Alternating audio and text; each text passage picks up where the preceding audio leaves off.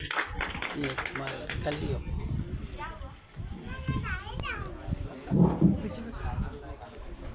खंडवा के इस पावन भूमि पे बाबा साहब अम्बेडकर चलने देना वीडियो मतलब।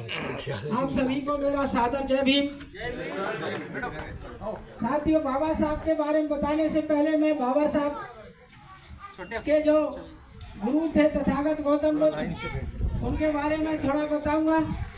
2500 साल पहले हमारे पुरखों का जो साम्राज्य था उसके बारे में बताना चाहता हूँ। 563 ईसा पूर्व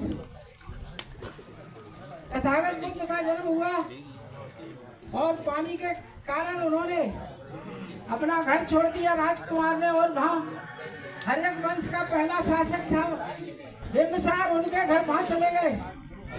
सम्राट बिम्बिसार ने कहा कि बुद्ध तुम बहुत ही स्वस्थ हो, सुंदर हो, विज्ञानी हो, वापस चले जाओ घर और तुम घर जाके राज करो, कोई समस्या होगी मैं साथ दूंगा। बुद्ध ने मना कर दिया। बुद्ध ने ज्ञान की खोज में आए बुद्ध, और बुद्ध ने बहुत सारी ज्ञान की बातों में खोज की, जिसमें उन्होंने 5 शील का सिद्धांत दिया। और जो पंचशील का सिद्धांत है वो यहाँ पढ़ भी रहे थे। और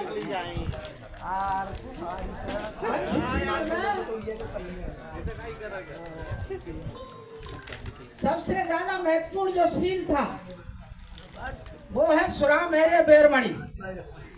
इसका मतलब है मैं कच्ची पक्की शराब नहीं पीऊंगा। तो हम सभी लोग ये संकल्प करेंगे कि हम शराब नहीं पिएंगे। आज मेरे समाज के हजारों लोग दारू पीते हैं, लेकिन एक भी मुझे ऐसा आदमी नहीं दिखता समाज में जिसकी दारू की इंडस्ट्री हो, दारू का ठेका हो। साथियों, 3 रुपया की शराब बनती है, उसको हमारे लोगों को 100 रुपए की पीते हैं। कोई भी आदमी पिए 95-96 रुपया उसका प्रॉफिट होता है। अगर वो दारू 100 रुपए की बनेगी तो आपको 1000 की मिलेगी। तो ये 2500 साल पहले तथागत बुद्ध ने कहा कि आप किसी भी प्रकार की दारू नहीं पिए। दूसरा शील था चोरी नहीं करेंगे, तीसरा था व्यभिचार नहीं करेंगे, चौथा था चोरी नहीं करेंगे, और अकारण जीव हत्या नहीं करेंगे। ये 5 शील तथागत बुद्ध ने हमको दिए। और उस समय महाराज बिम्बिसार का शासन था, पटना बिहार में उनकी राजधानी थी। और हर्यक वंश के शासन के बाद उनका मंत्री था जो नागवंश का राजा, उसने राज किया। नागवंश के राजा जब राज कर रहे थे तो उनका जो एक नाई था नंद ने शासन किया। और जब नंद धनानंद इस देश पे सत्ता कर रहा था, तब तक्षशिला विश्वविद्यालय में चाणक्य नाम के जो ब्राह्मण थे वो पढ़ाते थे, शिक्षक था, टीचर था एक बहुत बड़ा विकास। और उस समय सिकंदर जो है अटैक करने आ रहा था पश्चिम से मकदूनिया का। तो चाणक्य वहां गया, धनानंद के पास आया, तक्षशिला से दौड़ता हुआ। उसने कहा महाराज तुम क्या कर रहे हो? उस समय ऐसा नहीं था, मास्टर बहुत ताकतवर होते थे। उसने सम्राट से कहा कि धनानंद विदेशी आदमी आक्रमण कर रहा है और तुम यहाँ क्या कर रहे हो? उन्होंने देखा कि वो नाचने गाने का प्रोग्राम सुन रहे थे, ऐसा कहते हैं लोग, और उसको भगा दिया। चाणक्य ने संकल्प लिया कि मैं इसको हटाऊंगा। और वो जब गया तो एक लड़का वहाँ भैंस चरा रहा था, गाय भैंस चरा रहा था, लेकिन वो एक ऊंचे कुर्सी पे बैठ कर मिट्टी की पे बैठा था। उसका नाम था चंद्रगुप्त मौर्य, और बाद में चंद्रगुप्त मौर्य को शासक बनाया उसने। उसको ले गया वहाँ, ट्रेनिंग दी, और बड़े संघर्षों के बाद धनानंद को हटा के चंद्रगुप्त मौर्य शासक बना। और चंद्रगुप्त मौर्य के बाद में उसका बेटा बना, उसके बेटे के बाद में सम्राट अशोक बना। सम्राट अशोक ने जो है, जब मौर्यों का शासन काल था, तब हमारे देश की धरती, हमारा भारत 2.5 गुना था। आज के क्षेत्रफल से 2.5 गुना क्षेत्रफल पे हमारा शासन था। साथियों, सम्राट अशोक की जयंती हमने 5 अप्रैल को अभी मनाई थी। सम्राट अशोक इतना चक्रवर्ती सम्राट था कि अफगानिस्तान से लेकर बर्मा तक भारत का एक क्षेत्र राज्य था। मौर्य साम्राज्य का पतन हो गया, उसका 10वां शासक बृहद्रथ का, उसके मंत्री शुंग ने हत्या कर दी और सत्ता छीन ली और उसने एक किताब लिखवाई अपने लोगों से मनुस्मृति। मनुस्मृति में ये कहा कि जो लोग शासक थे वो बौद्ध थे, वो शूद्र बना दिए, जो शूद्र हम लोग कहलाए, और हम लोगों के तुर्कों को शिक्षा, संपत्ति, शस्त्र रखने के अधिकार समाप्त हो गए हमारे। इस तरह से हमारे कई सैकड़ों साल बीत गए। तब 712 में एक इस्लाम का मुगल मोहम्मद बिन कासिम आया भारत में और उसने दायर राजा को हराया, दाहर को, सिंध के राजा को, और उसने मुगलों का सत्ता स्थापित की। लेकिन उसने एक शर्त रखी कि जो लोग हमारे इस्लाम को कबूल करेगा हम उन्हें शिक्षा देंगे, हम उन्हें नौकरी देंगे, सेना में देंगे, पुलिस में देंगे, फोर्स में डॉक्टर बनाएंगे। लेकिन हमारे लोगों ने धर्म परिवर्तन नहीं किया।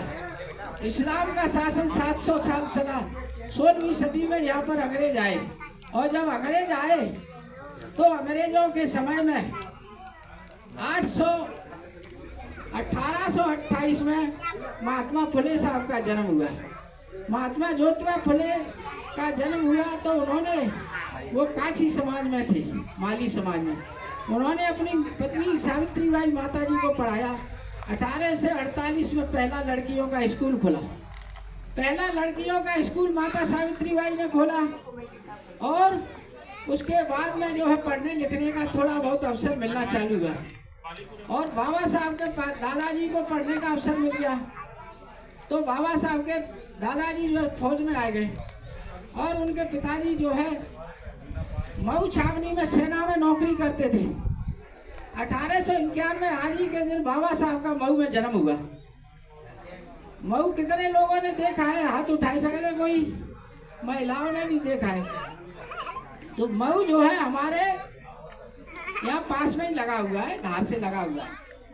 तो मऊ में बाबा साहब का 1891 में जन्म हुआ। 2-3 साल के थे तो बाबा साहब के पिताजी वहाँ रिटायर हो गए, तो 17 में पहले स्कूल में उनका एडमिशन हुआ।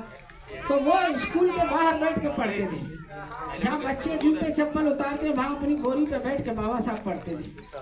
बाबा साहब अम्बेडकर ने जब पढ़ाई करी तो फिर वहाँ से कुछ समय के बाद उनके पिताजी बम्बई चले आए। बम्बई में एल्फिंस्टन कॉलेज में बाबा साहब का एडमिशन हुआ, और बाबा साहब ने वहाँ से ग्रेजुएशन किया।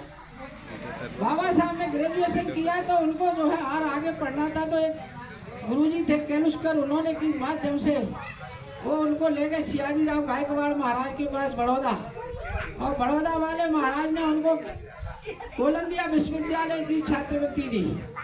अमेरिका के कोलंबिया विश्वविद्यालय में बाबा साहब पढ़े, और वहाँ से उन्होंने कई डिग्री हासिल करी। उसके बाद बाबा साहब ने लंदन इकोनॉमिक स्कूल में एडमिशन करा लिया अर्थशास्त्र के लिए, और वहीं से ग्रेजुएशन से बाबा साहब ने लॉ की। और बाबा साहब को यहाँ किसी ने लेकिन वहाँ के जो है अधिकारियों ने चिट्ठी लिखी कि आपका टाइम पूरा हो गया, आप आ जाओ। बड़ौदा वापिस आए बम्बई। फिर बाबा साहब की वो लंदन की जो पढ़ाई थी अधूरी छूट गई। फिर बाबा साहब ने जो सियाजी राव गायकवाड़ महाराज की नौकरी करी, तो जैसा कि चेतन ने बता दिया आपको कि उनको जो है उनके जो नौकर थे वो पानी भी नहीं देते थे। पानी पीने की बड़ी समस्या होती बाबा साहब को, और फायदा भी नहीं देते थे। तो छुआछूत के दंश थे, परेशान थे वहाँ। उसी समय उनके पिताजी की तबीयत खराब हो गई, तो वो फिर बम्बई चले आए। और फिर बम्बई के सिंडहम कॉलेज में बाबा साहब ने लॉ कॉलेज में जो है उन्होंने प्रिंसिपल का काम किया। कुछ समय उन्होंने इस तरह से करके फिर दूसरे महाराज थे बम्बई के पास के जो है छत्रपति साहू जी महाराज, कोल्हापुर के राजा, उनसे रिक्वेस्ट करी। बाबा साहब ने उनसे मुलाकात हुई। बाबा साहब अपने आंदोलन चलाते थे, तो बाबा साहब को जो है छत्रपति साहू जी महाराज ने दोबारा लंदन भेजा, जहाँ से वो लंदन में इकोनॉमिक्स की डिग्री लेके आए, problem of peace in India. साथियों, आप बहुत सारे लोग केबीसी का नाटक केबीसी देखते हो, कौन बनेगा करोड़पति। कौन बनेगा करोड़पति में एक लड़की गई, शकुंतला देवी रिहेबिलिटेशन कॉलेज की लड़की थी। वो तो वो आंख से कमजोर थी, लेकिन उसने इतनी होशियार थी कि 1 करोड़ रुपए जीते। और 7 करोड़ का सवाल उसको पूछा कि डॉक्टर बाबा साहब अम्बेडकर की जो थीसिस थी उसका क्या नाम था। 3 ऑप्शन और थे और एक ऑप्शन था प्रॉब्लम ऑफ ब्रिटिश इंडिया। अगर मैं होता तो 7 करोड़ जीत जाता, भले ही कोई सवाल का जवाब नहीं दिया। लेकिन वो बच्ची जो है नहीं बता पाई और वो 1 करोड़ ही लेके आई। इसीलिए बाबा साहब के बारे में अगर आपको नॉलेज नहीं है तो आपको 6 करोड़ का नुकसान हो सकता है। कितना? 6 करोड़ का नुकसान हो गया उस बच्ची को। अगर वो थोड़ा सा बाबा साहब को पड़ जाती तो शायद वो जो है 6 करोड़ और जीत जाती। तो ये तो मैं एक बात बता रहा हूँ। तो उस प्रॉब्लम ऑफ रुपीस और इंडिया की किताब के आधार पर 1 अप्रैल 1935 को RBI का गठन हुआ। साथियों, बाबा साहब जब बम्बई आए तो बाबा साहब को MLC बना दिया था अंग्रेज ने। MLC माने बिना चुनाव लड़े विधायक बनना। और जब बाबा साहब बम्बई में थे तो उन्होंने गवर्नर को लिखा कि भाई हमारे लोगों के लिए कुछ तो करो। आप इतने दिनों से सरकार चला रहे, हमारे लोगों पे कपड़ा नहीं, पहनने को पानी नहीं, कपड़े पहनने को नहीं, खाने को अन्न नहीं, तुम कैसी सरकार चला रहे हो, क्या कर रहे हो। तो उन्होंने कहा कि आप जो है हम एक जांच आयोग भेजेंगे, हम एक ऐसी कमीशन भेजेंगे, कुछ लोग लंदन से भेजेंगे जो जांच करेंगे कि आपकी वास्तविक स्थिति क्या है।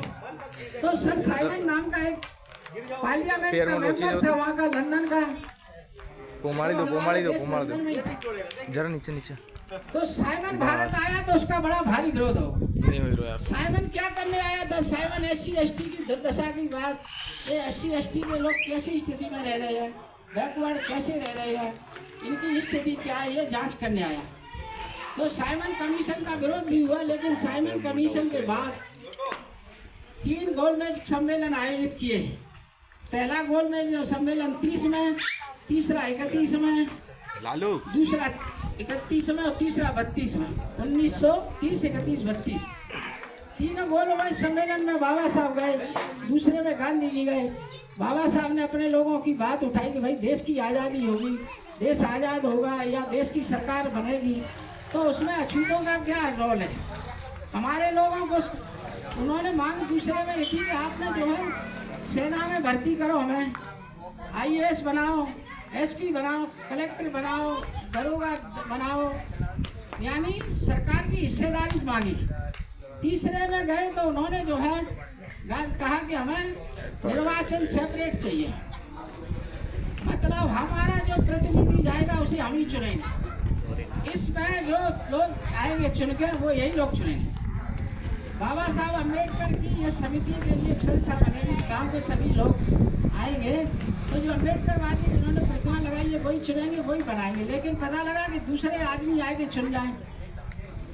तो उसके बाद में गांधी जी से पूछा, गांधी जी ने कहा कि तो हमारे भाई है, हम आज़ादी के बाद इनका जो भी निराकरण होगा हम कर लेंगे। ये तो अगर स्वतंत्र निर्वाचन करके इनके लोग चले गए तो ये बड़े अधिकार मांगेंगे, ये देश के टुकड़े कर सकते हैं। लेकिन गांधी जी ने कोई हिसाब नहीं दिया तो लिख के दिया कि आप जो करेंगे वो हम मान्य करेंगे। उसके बाद राउंड जो तीसरा गोलमेज सम्मेलन के बाद एक लॉ पास हुआ था, कम्युनल अवार्ड। उस कम्युनल अवार्ड में 78 सेपरेट सीट मिली थी SC/ST के लोगों को, जिसमें जो चुनते उसी समाज के आदमी जीतता, उसी समाज के लोग चुनते, आदिवासी को आदिवासी, SC को SC। फिर उसने गांधी जी ने सोचा कि ये तो बड़ा भारी खतरनाक हो सकती है, देश के टुकड़े नहीं हो जाए, तो उन्होंने नर्मदा जेल में हड़ताल कर दी, उनको अरेस्ट कर लिया सरकार ने। तो पूना का पैक्ट का समझौता हुआ था। तो बाबा साहब ने कहा कि मैं ये पैक्ट करना नहीं चाहता, लेकिन गांधी जी अगर मर गए हड़ताल थे तो मेरे ऊपर कलंक लगेगा। तो उन्होंने पूना पैक्ट किया। उसमें हमें ये जो वर्तमान सांसद हैं वो मिले, सांसद हमें ज़्यादा मिले। लेकिन बाबा साहब ने उस समय भी कहा था कि ये जो सांसद हैं ये हमारे लिए नहीं करेंगे, ये अपनी पार्टी की बात करेंगे। क्यों कि इन्हें पैसा जो देगा उसकी बात करेंगे, टिकट देगा, पैसा देगा, हमारे लोग तो वोट डालेंगे। तो वो सेपरेट इलेक्शन सिस्टम को ख़त्म करके पूना पैक्ट में हमारा जो है ये सिस्टम आ गया। लेकिन फिर भी बाबा साहब जो है 1942 में लॉर्ड वायसराय की काउंसिल के मेंबर बने, मतलब सेंट्रल गवर्नमेंट का जो मिनिस्टर होता है कैबिनेट वो, तो उनके नेतृत्व में 7 बड़े बड़े बांध बने थे। हीराकुंड बांध है उड़ीसा में, और एक पंजाब में भाखड़ नागल डैम है। ऐसे बहुत सारे काम हुए। और 42 में ही दूसरा विश्व युद्ध हुआ। 42 में ही जो है हिटलर ने दूसरा विश्व युद्ध स्टार्ट कर दिया, और गांधी जी ने कहा कोई क्विट इंडिया मूवमेंट चलाया कि भारत छोड़ो आंदोलन। तो अंग्रेजों ने कहा कि गांधी जी अभी रुको, आप अभी हम देश को दूसरा विश्व युद्ध जीत रहे, फिर आपको आज़ाद कर देंगे। तब जब आज़ादी की बात आई 46 में दूसरा विश्व युद्ध हुआ, तब अंग्रेजों ने कहा कि आप संविधान सभा के चुनाव कराओ। संविधान सभा के चुनाव कराए तो बाबा साहब बम्बई से लड़ रहे थे, लेकिन पंजाब के एक आदमी थे, सॉरी बंगाल के एक आदमी थे, उन्होंने कहा कि बाबा साहब, जोगेंद्र नाथ मंडल उनका नाम था, मंडल साहब ने कहा कि बाबा साहब आप बंगाल से लड़ो। फरीदपुर, खुलना, जैसलमेर, ये 4 जिले थे बंगाल में, जो आज पश्चिम बंगाल में चले, तो सॉरी बांग्लादेश में चले गए। तो वो जो है वहाँ से बाबा साहब चुनाव लड़के आए, और वो जो है पार्लियामेंट में संविधान सभा की मीटिंग कमेटी में आए। जो लोग संविधान लिखने वाले थे उस कमेटी में वो जीत के आए। गौतम का फोन आया था, गौतम ने तुम आते रहे थे। बाबा साहब जो है संविधान सभा में जो संविधान लिखना था उस ड्राफ्टिंग कमेटी के चेयरमैन बने, वो भी आ रहा है, ठीक है आओ फटाफट। और चेयरमैन बने तो उन्होंने संविधान लिखा। संविधान का पहला अर्थ है India, that is Bharat. India का मतलब बहुत सारे लोग अंग्रेजी समझते हैं, पर डिक्लेयर इन अगस्त है इसका मतलब। ऐसा राष्ट्र जो अगस्त में डिक्लेयर किया हो स्वतंत्र। तो साथियों, बाबा साहब ने आपको ये अधिकार दिए कि हमारी लड़कियां और लड़के, मैं तो दे दूंगा, चाहे वो गोरा हो चाहे काला, चाहे वो छोटा हो कि बड़ा, मेरी कोई दिक्कत नहीं, चाहे वो पश्चिम बंगाल का हो चाहे बांका हो, तो शाम को जाने का है, हमारा भी पक्का नहीं है। सबको पढ़ने लिखने का अधिकार रहेगा। कोई टीचर ये नहीं कहेगा कि ये पढ़ेगा नहीं। हाँ देखते हैं, अगर मेरा भी अभी पक्का नहीं है हमारा, अगर हां बोल देंगे तो जाएंगे शाम को। कोई भूखा नहीं मरेगा, ये सरकार की जवाबदारी है। अरे पक्का नहीं बोल सकता रे, सारे लोग स्वस्थ रहेंगे। बनता है अकाल मृत्यु, प्रिवेंटेबल डिसीज से हम जिनसे बचा सकते हैं उन्हें बचाएंगे, किसी को अकारण नहीं मारेंगे। और बहुत सारे जो लोग अपराध करेंगे उनके लिए अलग धाराएं थी। चल देख लेना, मैं भैया को पूछता हूँ। नहीं तो शिक्षा का अधिकार, समानता का अधिकार और आगे बढ़ने का अधिकार जो हमारे संविधान के प्रियम्बल में लिखा हुआ है।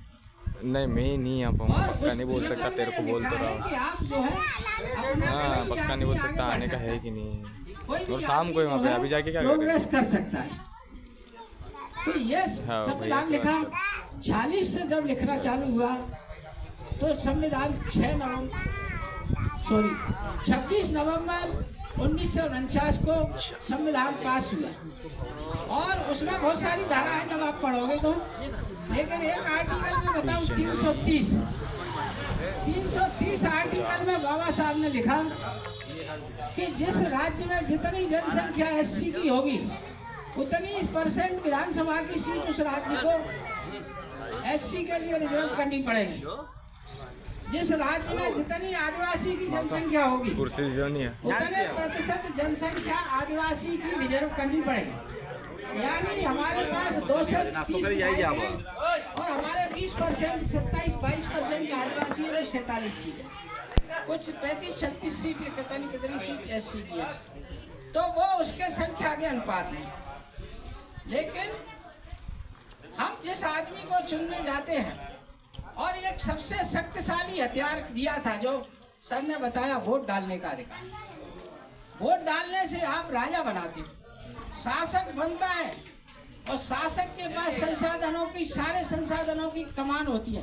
कौन कितना पानी पिएगा, कौन कितना अनाज खाएगा, कौन कितना कौन सी गाड़ी में बैठेगा, कौन हवाई जहाज में बैठेगा, कौन स्टीमर, ये सारा डिसाइड कर सकता है राजा। लेकिन संविधान में समानता का अधिकार है तो कोई भी सरकार आपके विरुद्ध जा नहीं सकती। लेकिन फिर भी हमारे साथ अन्याय अत्याचार हो जाते हैं। तो आपको जो है ये 4 चीजें। अब आपको जो करना क्या है, बाबा साहब ने इतना बड़ा संविधान दे दिया, हमारे लोग डिप्टी प्राइम मिनिस्टर भी रहे हैं, हमारे लोग डिप्टी सीएम भी रहे हैं, हमारे लोग कई जिलों में राज्यपाल भी रहे, हमारे लोग राष्ट्रपति भी रहे, ऐसा कोई एक आध पोस्ट सीजीआई तक भी हमारे लोग रहे हैं। लेकिन फिर भी हमारी उन्नति क्यों नहीं हो रही, हम लोग आगे क्यों नहीं बढ़ पा रहे? क्योंकि हमारा जो छोटा आदमी है आज, जिसकी नौकरी नहीं लगी है, वो कच्ची शराब पिएगा महुआ की यहाँ से लेगा, और जैसे ही उसकी नौकरी लगी तो 1000 रुपया ही पिएगा, 50,000 तनख्वाह है और 30 की दारू पी जाओ, तो उसकी उन्नति कैसे होगी? इसीलिए आपको ये संकल्प लेके जाना है कि चाहे हम भले ही एक टाइम रोटी खाएंगे, पर हम अपने सब बच्चों को पढ़ाएंगे, सारे बच्चे हमारे ग्रेजुएट करेंगे, और सारे बच्चे ग्रेजुएट करने के बाद सरकारी नौकरी करेंगे, सरकारी मिलेगी तो प्राइवेट सेक्टर में इंडस्ट्रियलाइजेशन में जाएंगे या बड़े काम करेंगे। बड़े काम की सोचो, बड़े काम की लिखो, तो हम आगे बढ़ेंगे। मैं आपको एक लड़की का उदाहरण दूंगा। 14 साल की लड़की 8वीं कक्षा में पढ़ती है, उसकी शादी हो गई। 14-15 लोगों के परिवार को खाना बनाती, 1 साल बाद उसके पिताजी ले आए, लड़की मरने लायक है तो फिर वो नहीं गई तो वो आत्महत्या कर ली। स्कूल में पढ़ाई तो आत्महत्या करने को जहर खा लिया, फिर बच गई। लेकिन उसने 2 रुपये रोज का जो है, बम्बई में नौकरी लगी 60 रुपये महीने की, आज उनकी 4,000 से करोड़ से ज़्यादा कंपनी है। सरोज नाम उनका है, क्या ना पूरा सरोज सरनेम है उनका, तो वो यूट्यूब पे चैनल पर सर्च कर सकते। तो कोई छोटा नहीं, कोई बड़ा नहीं, सब लोगों के दिमाग की सोच है। बाबा साहब जब 2012 में, 4 का नहीं है चेतन, वो 2012 में बराक हुसैन ओबामा साहब पढ़े, राष्ट्रपति थे वहाँ अमेरिका के। बराक हुसैन ओबामा साहब भी कोलंबिया में पढ़े थे और बाबा साहब भी कोलंबिया यूनिवर्सिटी में पढ़े। 350 साल का उसका समय हुआ। 350 साल के समय के बाद कोलंबिया यूनिवर्सिटी ने एक बड़ा आयोजन किया और उस आयोजन में मुख्य अतिथि के तौर पे वहाँ के राष्ट्रपति बराक हुसैन ओबामा साहब को बुलाया। बराक हुसैन ओबामा साहब भी बड़ी परिस्थितियों से, खराब परिस्थितियों से निकल के, वो भी एक आदिवासी का बेटा था, केन्या का, राष्ट्रपति बने अमेरिका का। जब वो आए तो वहाँ 100 छात्रों की सूची निकाली। वो 100 छात्रों में 17 ऐसे लोग थे जो किसी न किसी देश के प्रधानमंत्री या राष्ट्रपति बने, चीफ बने अपने देश के। 23 ऐसे लोग थे जिन्हें नोबेल प्राइज मिले थे और 47-48 ऐसे लोग थे जिन्होंने फॉर्च्यून 500 कंपनियां स्थापित की। लेकिन बाबा साहब इसमें से कुछ नहीं थे। पहला स्थान उसमें डॉक्टर बाबा साहब अम्बेडकर का था, उन 100 छात्रों में। और बराक हुसैन ओबामा साहब ने कहा कि हम आज से डॉक्टर बाबा साहब अम्बेडकर को सिंबल ऑफ नॉलेज कहते हैं, विश्व ज्ञान प्रतीक कहते हैं। दूसरा उन्होंने कहा कि धन्य बाबा साहब अम्बेडकर जो हमारी यूनिवर्सिटी से पढ़ के गए और उन्होंने भारत के लोगों के लिए संविधान लिख के भारत के लोगों पर बड़ी कृपा की। तीसरी बात उन्होंने कही कि डॉक्टर बाबा साहब अम्बेडकर अमेरिका में पैदा होते तो हम उन्हें सूर्य कहते। तो साथियों, अमेरिका का राष्ट्रपति बाबा साहब के बारे में ऐसे शब्द कहता है। बाबा साहब की ये उंगली है, ये क्या कह रही है? ये उंगली के नीचे लिखा रहता है, capture this temple for your emancipation. ये संविधान है, इस संविधान मैंने दिया, पर ये संविधान का जो पालन होगा वो संसद में होगा। तो अपने लोगों को कह रहे कि आप संसद जाओ, संसद में आपने को दूर करें। ये जो निशाना है वो संसद की तरफ। कोई लोग कहते हैं कि इधर मंदिर का, इधर कहीं नहीं। तो एक व्यक्ति 27 साल जेल में रहे, नेल्सन मंडेला साहब, और अफ्रीका की आज़ादी करा ली। अफ्रीका काले लोगों का देश, वहाँ गोरे लोग राज कर रहे। नेल्सन मंडेला साहब दक्षिण अफ्रीका के राष्ट्रपति बने। तो उन्होंने कहा कि भारत से कुछ चीज़ लेने लायक है, तो वो डॉक्टर बाबा साहब अम्बेडकर का संविधान। क्योंकि हमारा जो संविधान है वो समानता के ऊपर आधारित है, समता के ऊपर आधारित है और सबको आगे बढ़ने का अवसर देता है, बिना रंग भेद किए, बिना लिंग भेद किए। तो बाबा साहब अम्बेडकर के बारे में आपको बहुत सारी बातें इन लोगों ने बताई, कुछ मैंने बताई। तो मेरा आपसे सभी से ये आग्रह है कि जो बुद्ध ने कहा, बाबा साहब ने 1956 में बुद्ध धर्म इसीलिए अपनाया कि जो उसमें कुछ अच्छाई थी, वो हमारे पुरखों का धर्म था। तो उसमें बुद्ध ने जो कहा है, सुरा मेरे बेरमणि, अगर आप नशा नहीं करेंगे तो 4 जो चीज है उनका पालन ऑटोमेटिक आपको करना पड़ेगा। नशे में जो आदमी सही होशाबाश में होगा वो कोई चोरी नहीं करेगा, किसी की तरफ बुरी दृष्टि से नहीं देखेगा, उसे कानून का डर रहेगा, और झूठ भी नहीं बोल सकता, तो और हिंसा करेगा नहीं, अकारण जीव हिंसा नहीं करेगा। तो साथियों, ये मेरा आपसे आग्रह है कि हमारे सारे बच्चे पढ़े लिखे आगे बढ़े, और कोई भी साथी अगर हमारे साथ हमारे इस बाबा साहब के मूवमेंट मिशन को चलाने के लिए आगे आना चाहे तो वो हमसे संपर्क कर सकता है, सर से संपर्क कर सकता है। और जो भी हम आपकी किसी तरह की कोई शैक्षणिक स्तर पे कोई और मदद चाहते हैं, कहीं शिक्षा की कोई आपको गाइड चाहिए, कोई और चाहिए कैरियर की, तो वो आप हमसे पूछ सकते हैं। और अब आप नाश्ता करेंगे और अपने घर जाएंगे। और आज 14 अप्रैल को आपने मुझे बुलाया, इसके लिए आप सभी खंडवा वासियों का मैं हृदय से व्यक्त करता हूँ, धन्यवाद देता हूँ। खेलों की सहायता में धन्यवाद देता हूँ और चेतन का भी धन्यवाद देता हूँ। और आपने जो लड़कियों ने बहनों ने मेरी मशीन बात की, तो आप सभी को मैं धन्यवाद देता हूँ। सादर जय भीम, जय भीम, जय भीम, जय भीम, जय भीम, नमो बुद्धाय, नमो बुद्धाय। धन्यवाद।